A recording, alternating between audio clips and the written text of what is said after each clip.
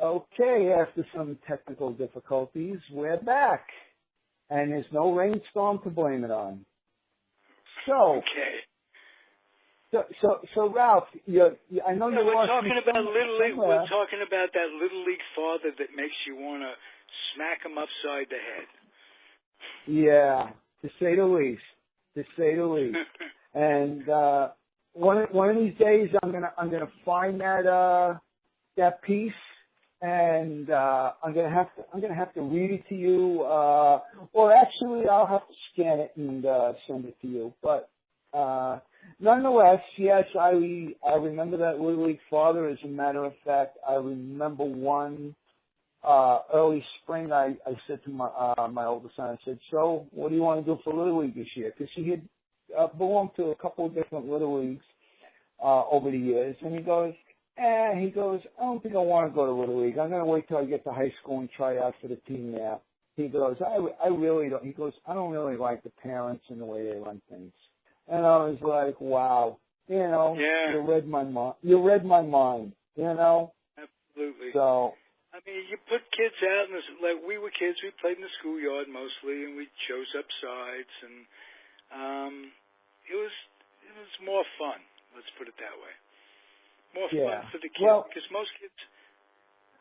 most kids are their parents are more excited about their baseball future than they are, and that's Well, I tell you, parents living I'll give you a perfect example. There was one Little League that my son belonged to. It was College Point, and I remember every year, and this has gone back years even before he played, there was one particular team that was the best team every year. Now, if you have a draft every year and everybody has an equal chance of players, how did the same team end up being put together every year? Okay. Right. So, and then the last year my son played Little League, my son was a catcher. And I started him out as a catcher. My thinking was, hey, listen, be a catcher. You know what? It's always an edge as far as, when you get older, if you're a decent catcher, you can always latch on somewhere. I didn't have major league aspirations for him, and it had nothing to do with his ability. I was just, a realist about what the odds really are. If you could catch at any level, you have a good chance of playing more. And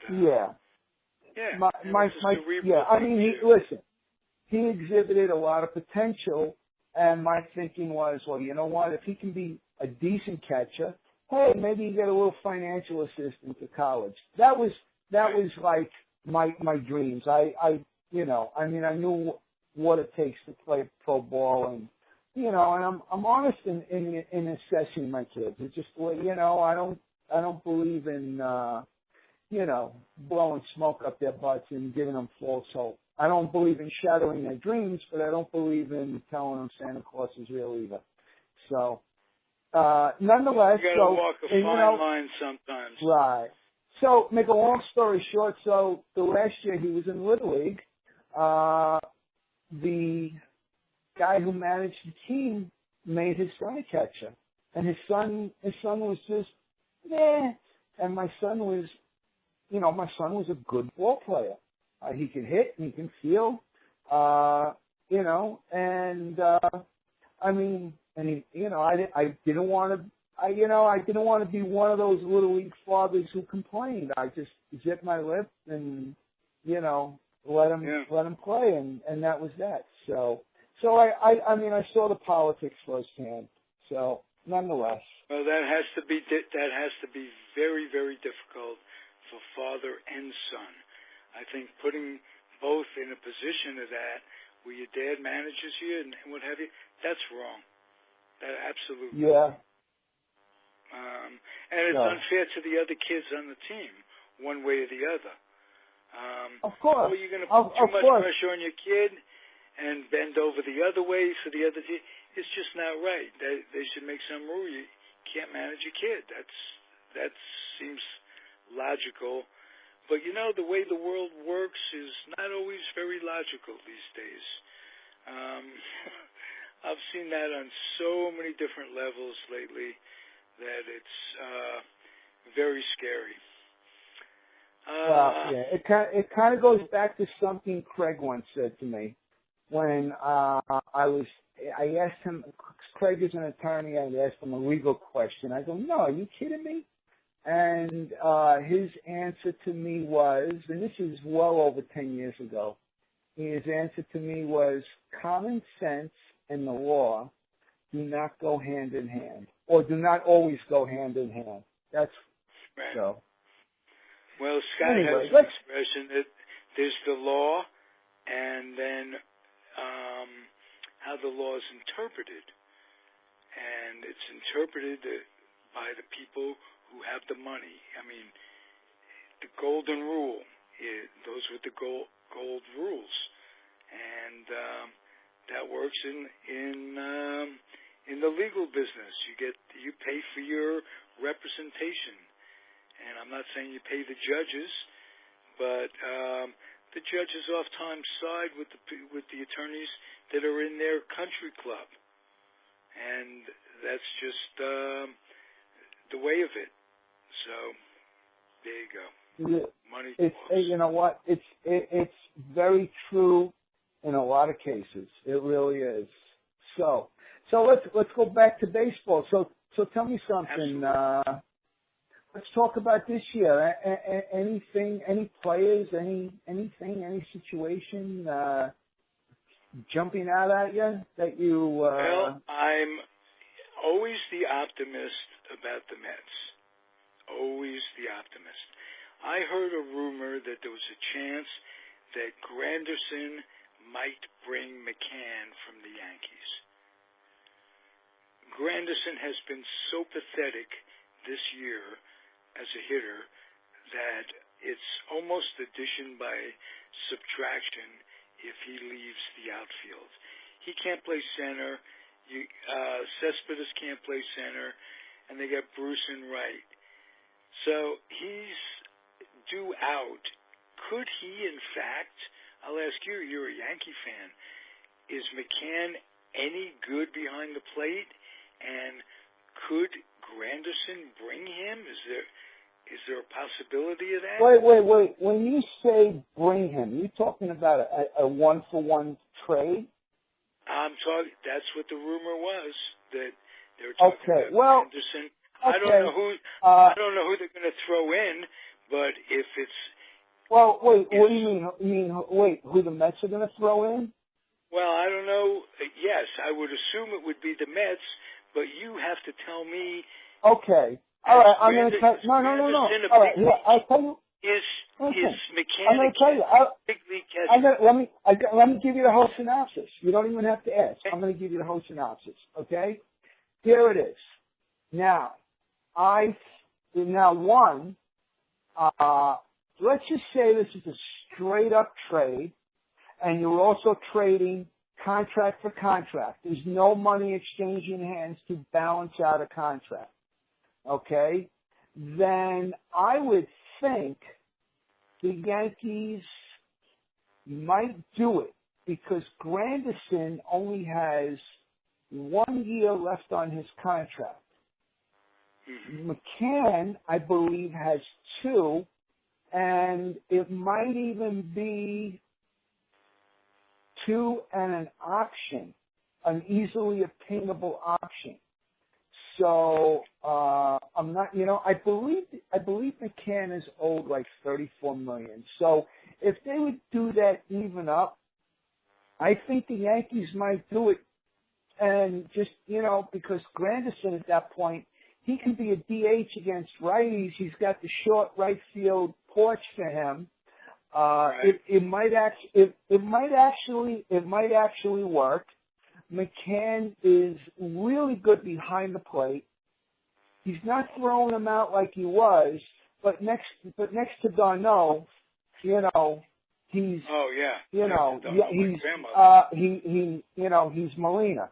I mean, I think he's down to around 23%, but I don't know if it's all his fault. It also might be, pitches, not holding runners on fair, well. it may not be all Darno's fault either. The Mets are famous for not holding people on. And Yeah. Well, you know what? You can give him a pass.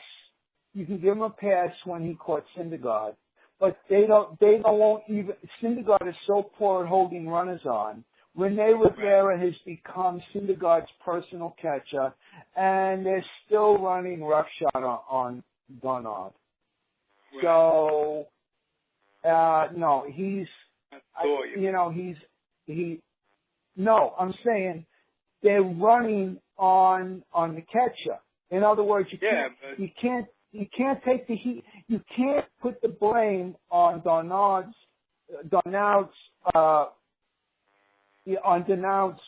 throwing woes. If you can't take the heat off of him and put it onto Syndergaard. If he hasn't caught Syndergaard for at least, I think it's at least 5 starts. Right. You understand what I'm saying? In other words, he's not catching him anymore. Well, that's what I say. But it's not just him that he has trouble with. It's not just Syndergaard that Darno has trouble throwing guys out with. Okay. All the Mets don't hold runners on very well. No, that's not 100% true. Matz isn't bad at all, and Colon isn't terrible either. Yeah, right. But that's true. I'll give you that. Okay. But okay, but Harvey's not good. All right, but Harvey hasn't pitched in a while. I mean, listen, just like when was it? Wasn't it like just last week in a 3-game series? Like, how many times did Arizona steal against them? Oh, they went nuts. That was unlistenable. That was crazy bad. Just as a Met fan, I've had enough with their hitting coach, their pitching coach, and their manager.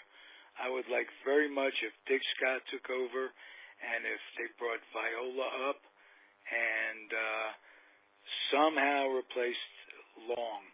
Any team that is in record-setting ineptness with runners in scoring position, it's got to come back to the pitching coach. You can't fire 24, 18 position players, whatever it is. You know what I'm talking about. So no, I you know what? I agree. Well, it's funny you talk about Kevin Long, but like, you know what? The Yankees fired him, but all the players raved about him. You know what? I'm sorry, but like, and I tell you what, there is one guy who played on the Mets last year that loves Kevin Long and thanks him for making him who he is today. That must be Murphy. There you go. But, yeah, because he's sitting 790 against them with Washington with 86 home runs. That's why he's grateful. Hasn't been easy being a Met fan over the years. And I want to compliment the Yankees for rebuilding with an incredible amount of grace. They've remained competitive. They've gotten a ton of prospects for Chapman, for Miller, for Beltran, much more than I thought they would get. And I think this guy, DeGregorius, their shortstop, right up there with the league's best shortstops. Didi Gregorius, yes. Yeah, he's solid, and well, it's funny. When was it? The first show that Craig and I didn't have a guest, and we were talking to Yankees, and he wasn't that big on Gregorius, and I said, I was saying he's not the problem, but you can't. He wasn't the problem. I mean, at the time, I said you got to say he's at least like, the 15th best shortstop in the league, and you can make an argument with all the guys that like would be right around at his level at the time. But you know what? The way he's been hitting, he's even elevated himself you higher. You can make an argument he's the second best player, maybe Gardner, maybe Castro. You can make an argument he's right up there with the best on the Yankees, let alone best player on the Yankees. He's terrific. He's a terrific ball player, and he's hitting much more range than Jeter had at the end. Well, okay. All right, if you look at the guy, let's just look at before the trade, before the trade deadline. Okay, before they made all the trades, I would have to put Didi as probably the second best player. Just for his bat alone, you got to put Beltran number one. As far as position players, I'm not talking about pitchers, talking about position players, you would have to make him number two and then probably make Castro number three. There was really, it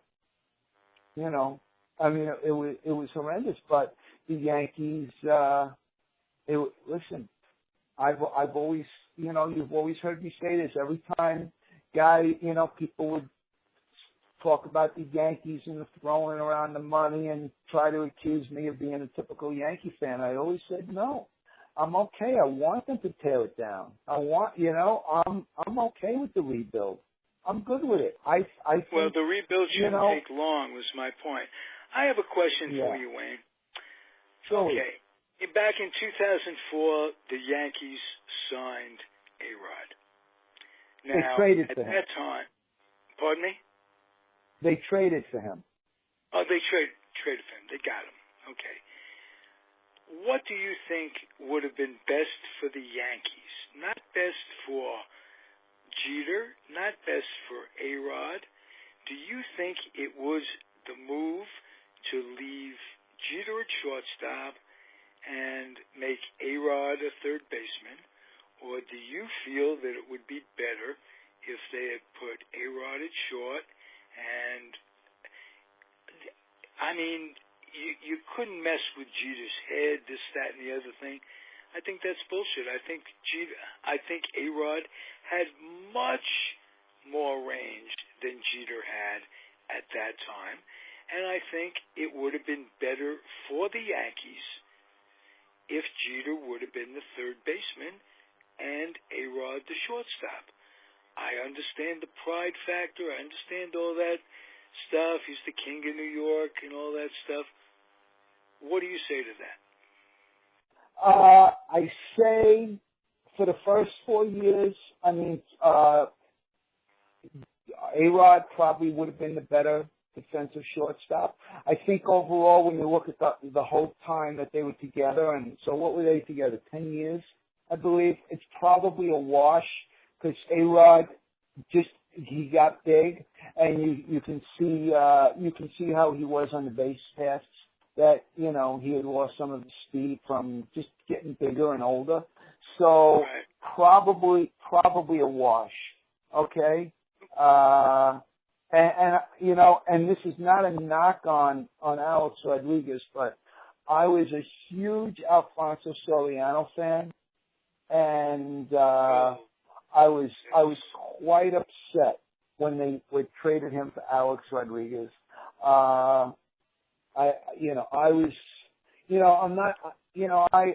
said back then, I said they're trying to make a rotisserie team and it's going to blow up in their face.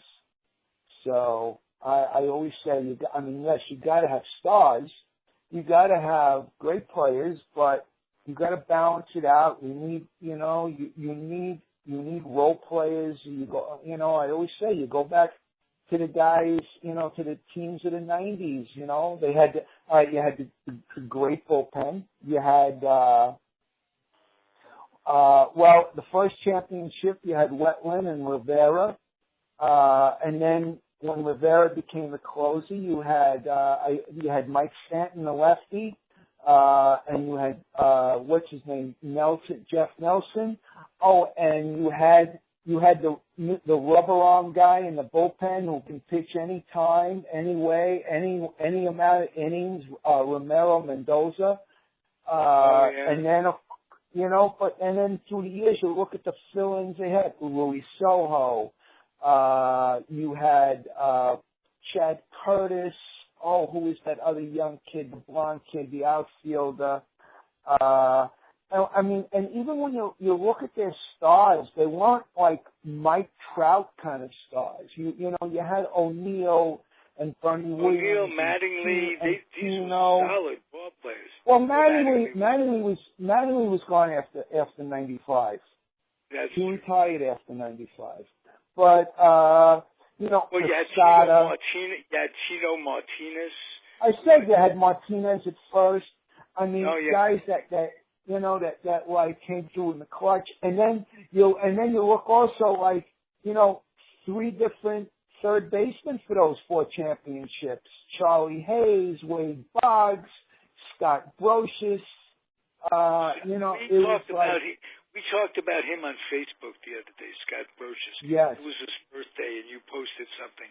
I think he was one of the most solid ball players, unheralded guys with both the A's and the Yankees in his era. He was a good ball player, and I think they won 4 or 5 times with him.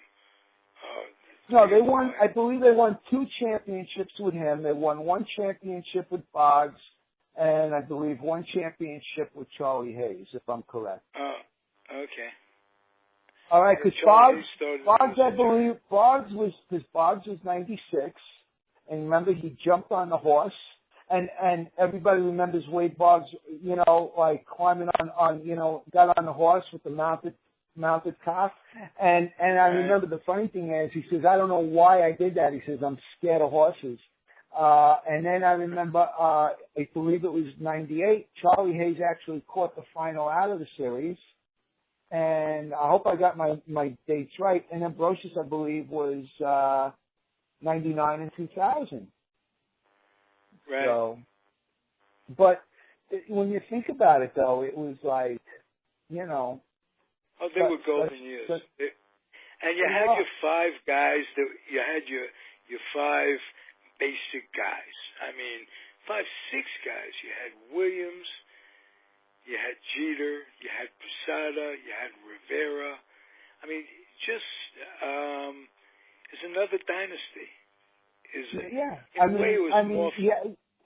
Paul O'Neill, Andy Pettit. You had David Cohn some of those years. David Wells, who they traded away for Roger Clemens. Oh, that was. I tell you what. I did not like that trade. I'm sorry, even though how did you like Boggs? How did you like Boggs coming over after all those years with the Red Sox? You know what? Boggs, Boggs was okay because Boggs didn't, Boggs wasn't a headhunter. No, I was okay with Boggs. Just the way he played, Boggs was a guy you appreciated it because he made the most of his ability. He's someone who I recognize that made himself better every year. Because I remember he was not a good third baseman when he came up. I think 87. No, was it? No. When did he come up? 84, 85, somewhere around there. And I think he wasn't a great Butch third Hobson, baseman. as a matter of fact. Yeah, exactly. And and the thing is, he was in the minor leagues. It was like he never would have gotten a shot then if Hobson didn't get hurt. That's what it was. Hobson got hurt, but no, that didn't bother me. There was talk at one point about the Yankees signing Pedro Martinez as a free agent, and I got to admit, that's something that I was like, I was like, you know what? I'm not going to watch that team for the years that they have him. I had made up my mind, like, no way, no how. But that never came to fruition. Hey, Wayne, I interviewed a guy the other day. His name is is Derek Bain, and he wrote a book with the most interesting of premises. I want to tell you about it. It's called Hardball Perspective.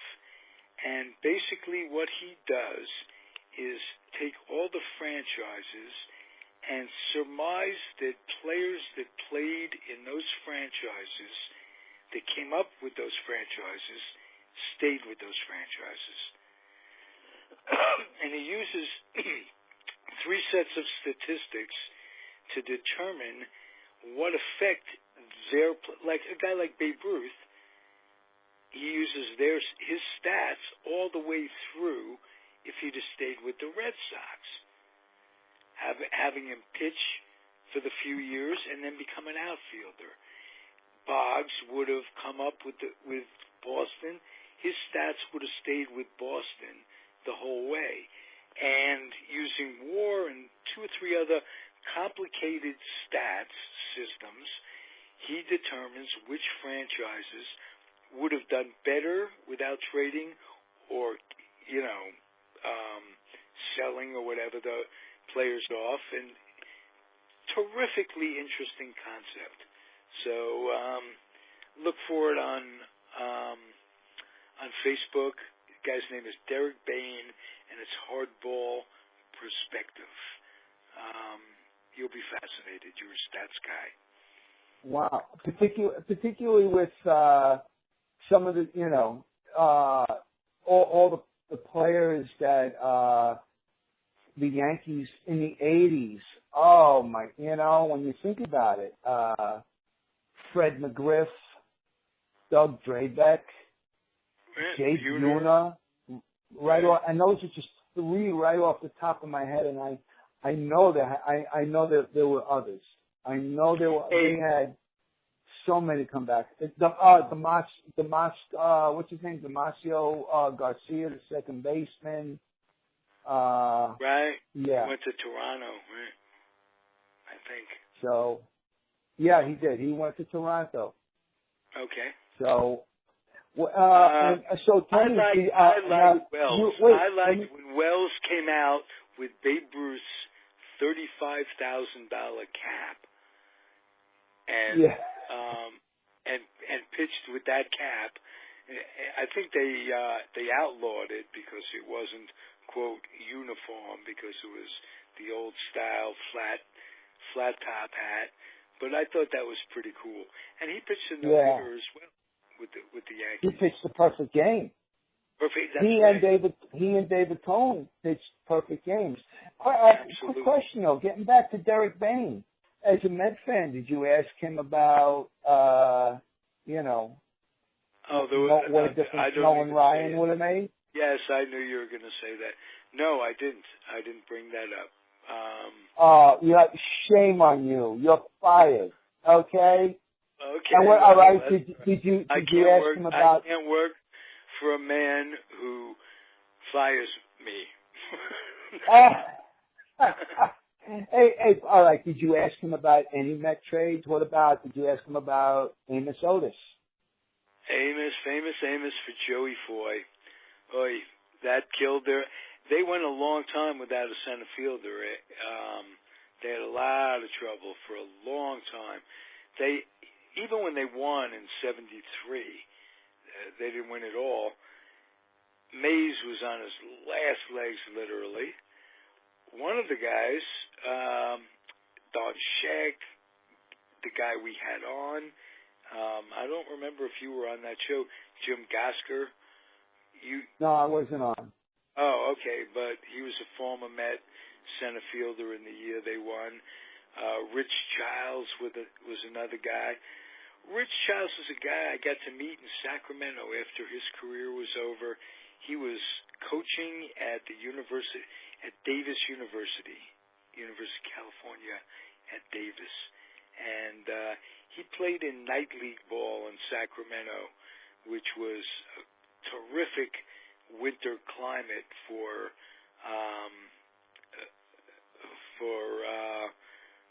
ball players to come, amateur ball players, college ball players, pros coming back from the minor league, and They have a terrific program in Sacramento, terrific baseball program. Dusty Baker comes out of there, Leron Lee, his brother Lauron Lee, whole bunch of folks that I can't think of at the moment, but hotbed for baseball was Sacramento. And I enjoyed living up there 6 or 7 years out of my life on 2 different occasions for a number of reasons. But there were some downsides. It's hot as a mother in the summertime.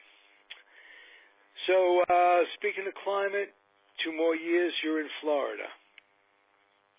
2 more years in a perfect world. I am in Florida. Good. So, good. Oh, and so by the way, last night I went to the Staten Island Yankees game. Right. And I went there because Ron Bloomberg, when he was on the show, remember he said he was going to be in Staten Island. So I went last night, and they were playing the Brooklyn Cyclones, which, as you know, is the New York Penn League Mets team. Right.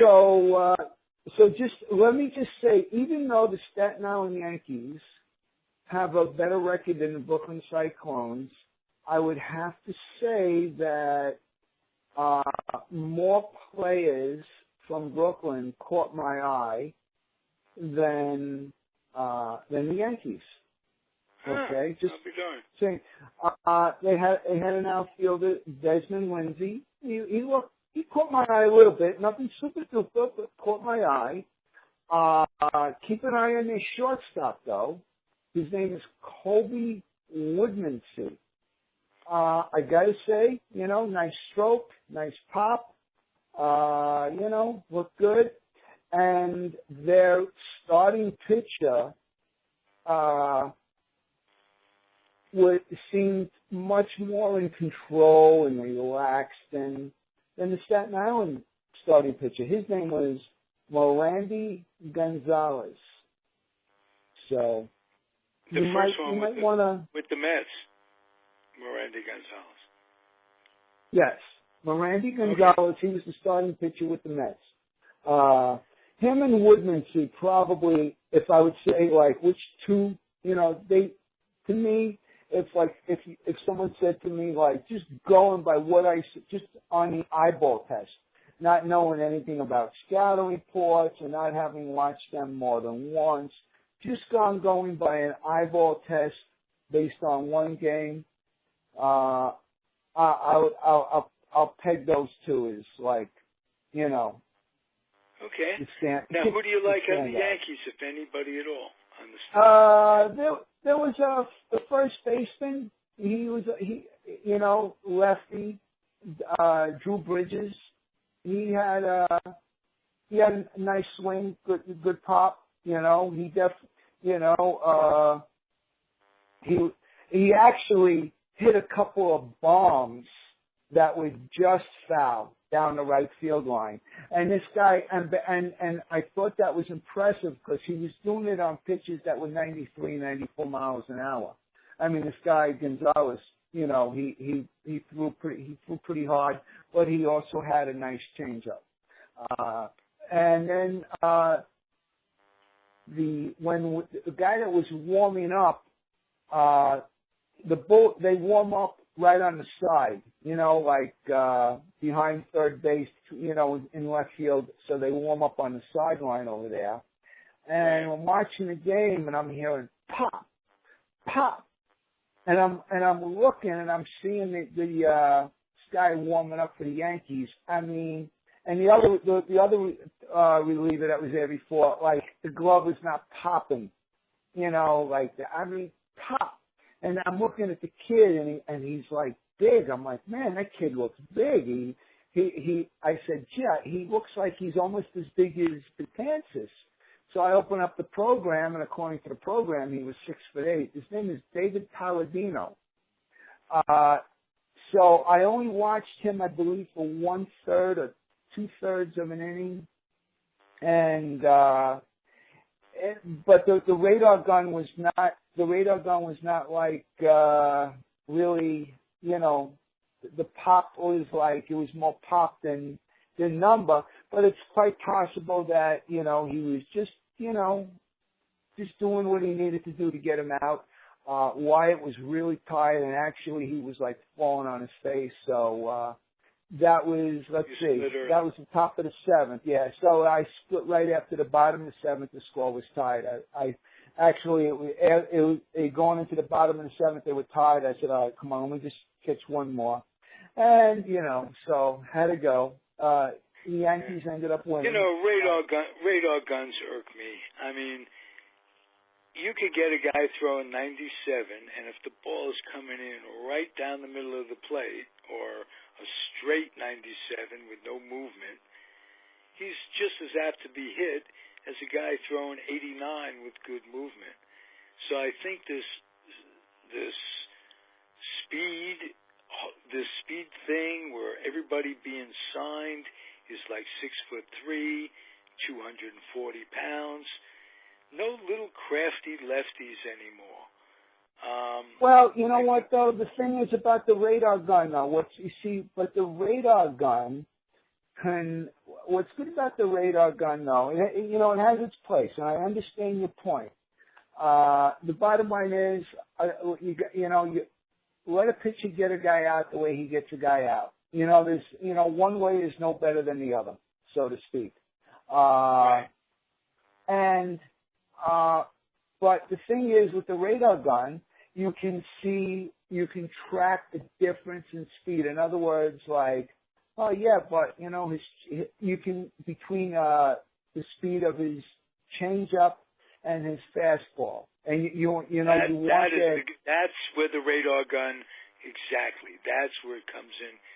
And the other thing is where the radar gun comes in. If a guy's getting hit, you want to see, gee, all right, has his velocity gone down?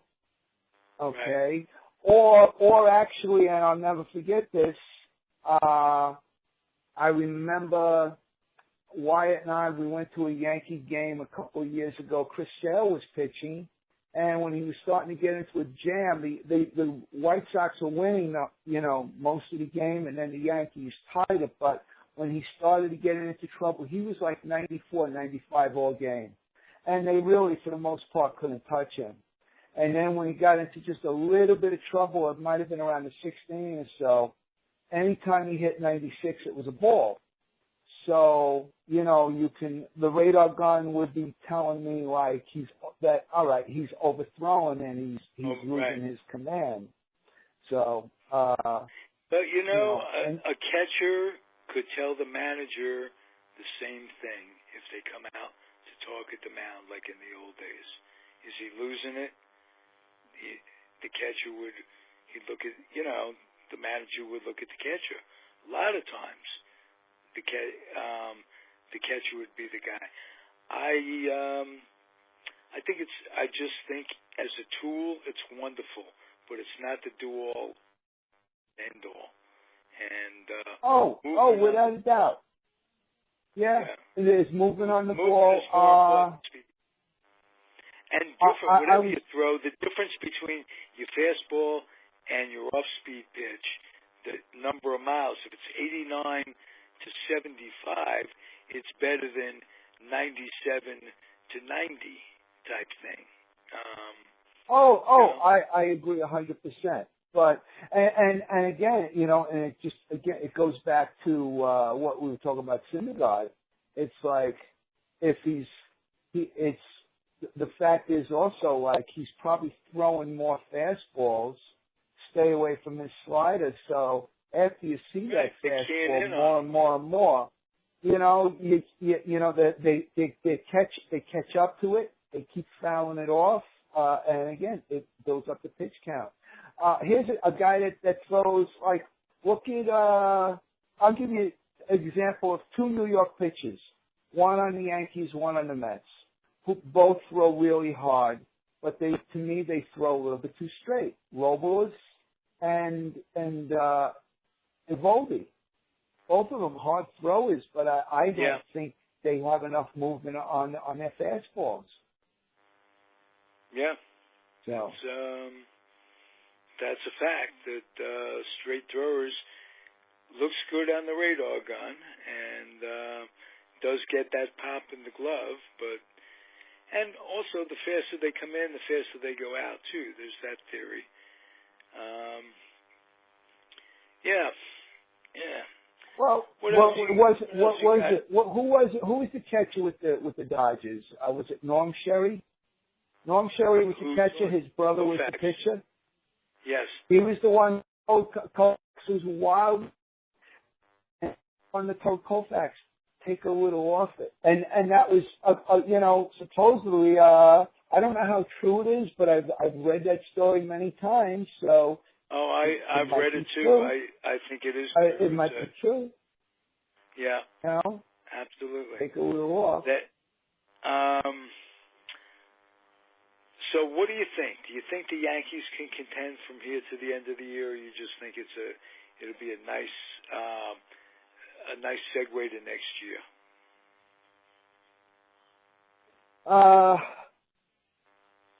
Well, it's kind of funny. They lost to Voldy. They traded Chapman. They traded Miller. They traded Miller. A big problem with the Yankees before they made those trades was their offense more than anything. I mean, their pitching wasn't the great. The back end of their bullpen was fantastic. But if they had anytime they had to go before the seventh inning, they really didn't have anybody's. The bullpen was very erratic. Their starting pitching was just barely average. But even worse than that, their offense was horrible. They'd get guys in scoring position, leave them on all the time. So it's it's hard to say. I mean, to me, that the way they're playing right now, their offense is better, but do I think they can contend? Anything's possible, but it's nothing. I'm not like all of a sudden, off of like the past week and a half saying, "Oh wow, look at this, we're better than we were before." No, probably not. It's probably can they stay close to the pack? Can they finish at 500? A couple games over, they can. They can, but I don't think they're going to steal a wild card spot. All right. And you know what? I don't think the Mets are either. I have to tell you. I hope they do. Well, the Mets, you see, what the Mets have to their advantage is there are other teams not playing well. That's what they have, Yeah. Halliday's hurt with St. Louis. They lost their shorts. They lost their shortstop. The Dodgers are actually in first place now. I know, but I think the Giants will beat them out, and I think it's the Dodgers that will contend with for a wild card. That's my guess. Oh no, yeah. I mean, I didn't pick the Dodgers. I picked the Giants to finish first. But I picked the Pirates.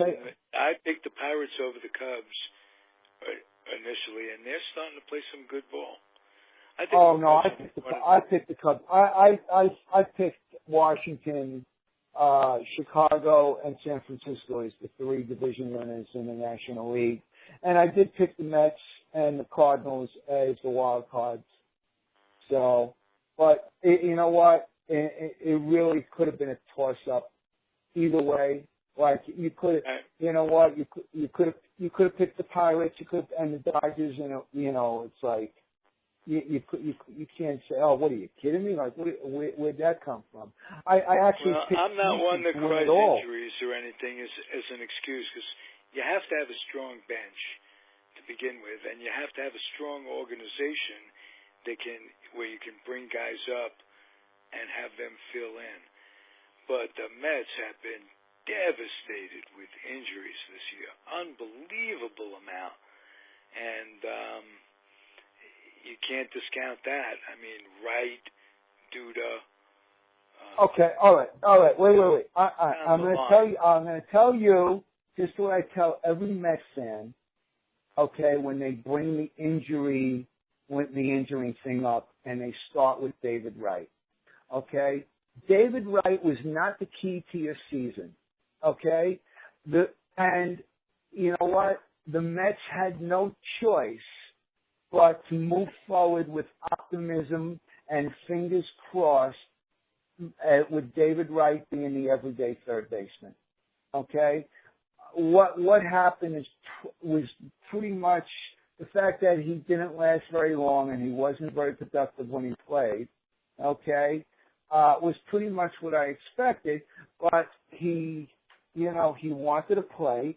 The Mets couldn't say no. He was almost like their Jeter, okay, the face of their franchise, into him for a ton of money. And I've said this before. I'll bet that they're secretly hoping that he is forced to retire and he is physically unable to perform, so they can move on, collect the insurance money, and allocate it for another third baseman. He's definitely not. He is absolutely not the guy.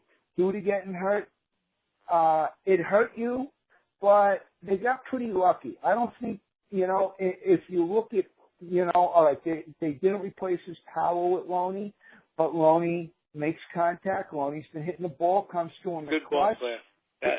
And he's was a better fielder. And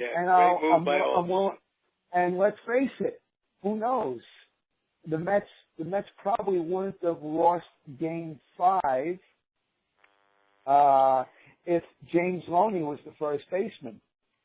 But let's put it this way, if Duda were playing and they didn't have to replace him, they could have used what they had to replace Loney, either money or prospects or whatever. No, listen, Loney's making like very little. All right, I forgot what his salary is. No, I don't mean that. And what they traded to get him was not going to get them any player of consequence. So they didn't replace his out. But say what you want, Loney's been good, but they didn't replace Duda's potential power. Let's put it that way. Remember, Duda hit 30 home runs a year or so ago.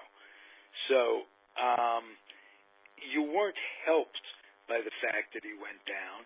You weren't helped when Harvey went down, when, what's his name, Syndergaard has bone spurs, when Matz has bone spurs. Listen, I understand, but again, when you lost Lagares, the only legitimate center fielder. Injuries are part of the game, okay? But look at the Dodgers.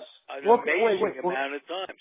Cabrera has been hurt. All right, wait. Look at the Dodgers starting pitching staffs. I know. Okay? I know, that's true. Okay. And like I said, every team goes through it. Holiday, what's his name? And they just lost their shortstop. Pence was out for the Giants. Duffy was hurt for a long time, and then they traded him, and that was. I always say, and Tim Haller agrees at this point. The Cubs lost. You never trade a position player for a pitcher and expect to do well. Just by the odds, the position player is going to give you what's on the back of his baseball card, and a pitcher, you don't know, and especially with relief pitching, it's a crapshoot. Of course. Of course. The Giants are going to miss Duffy, but they've had injuries. Pagan was hurt for a long time. He's back now. Pagan is playing good ball. He's a streaky mother. I'm sure. I bet Pagan is a guy the Mets wish they had back. Absolutely, at this point. But again, they're playing with their third string, and Conforto didn't come through. That's a major. Conforto didn't come through. Granderson has not been hitting. Even when he was healthy, Donald has not been hitting. Cabrera started out, Walker's been hitting very well. He's been injured the last. He's got a bad back now. It's he's always had a bad back. Walker does. He's always had a bad back. Yeah, he's always had a bad really? back. Okay. Yeah. Okay. So maybe he's just stiff for a while. He'll be back in a few days. That would be nice. So, but as I say, Cabrera's coming back on Friday.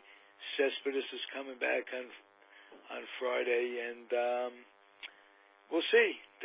And Reyes, give him his due. He's been adding a little punch, and he's fielding well.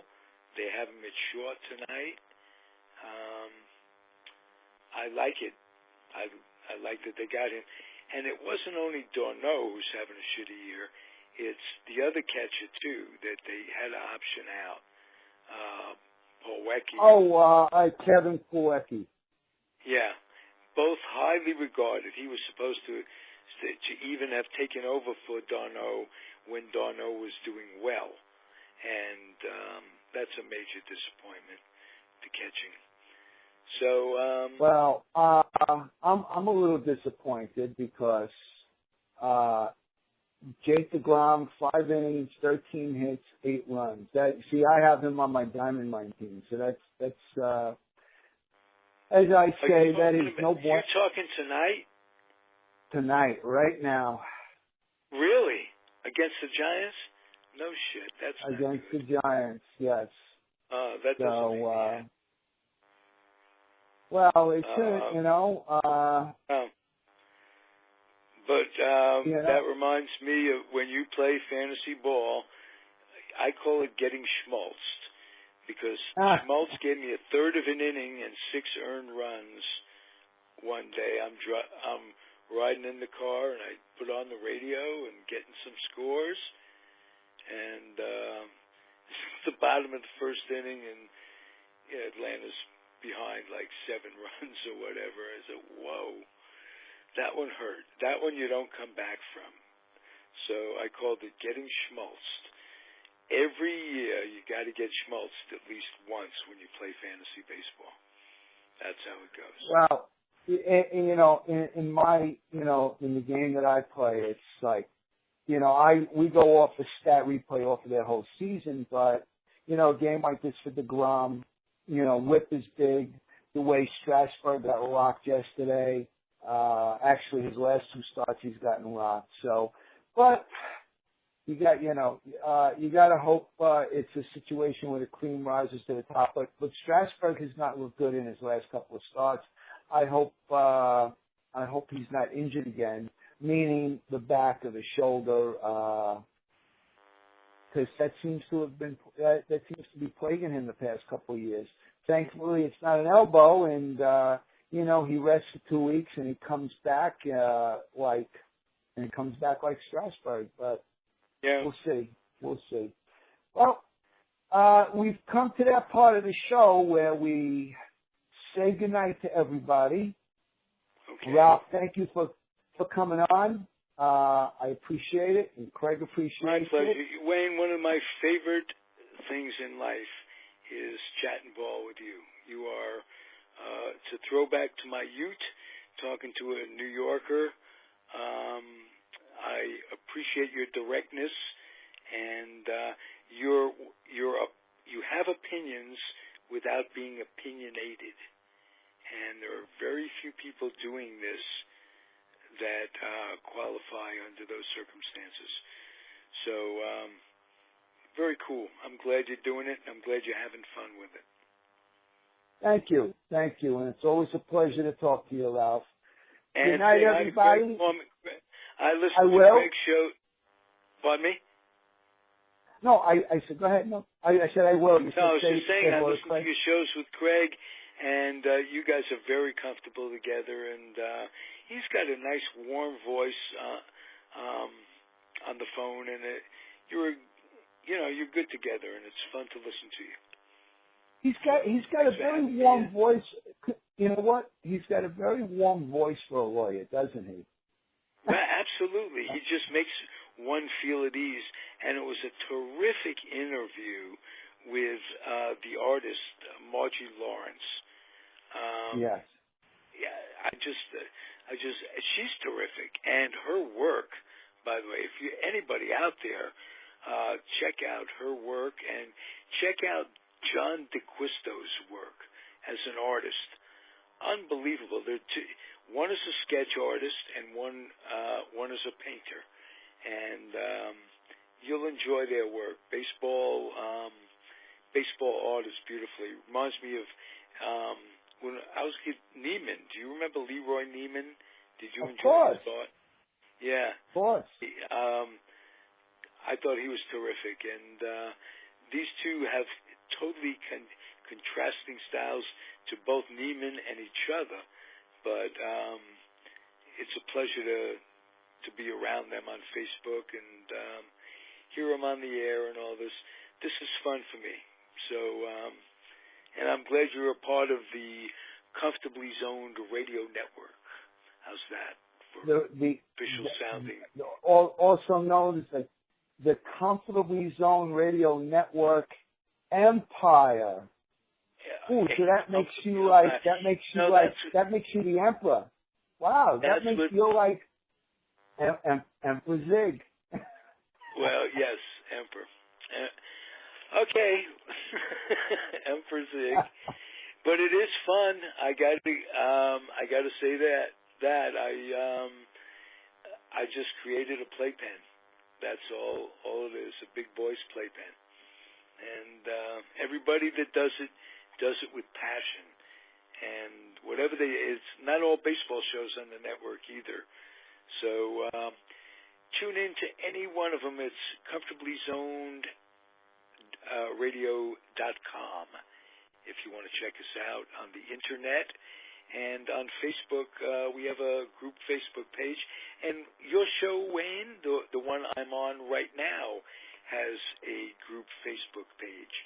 You want to talk about that? Started a Facebook page? Sure. Well, I just thought it would be nice to make a page for the show, to post the shows, and I am hopeful that fellow podcasters will post their shows on. It doesn't have to be from our network. You do any kind of baseball podcast, we'd love to have you post on the page, as well as if you're a sports writer / blogger, please,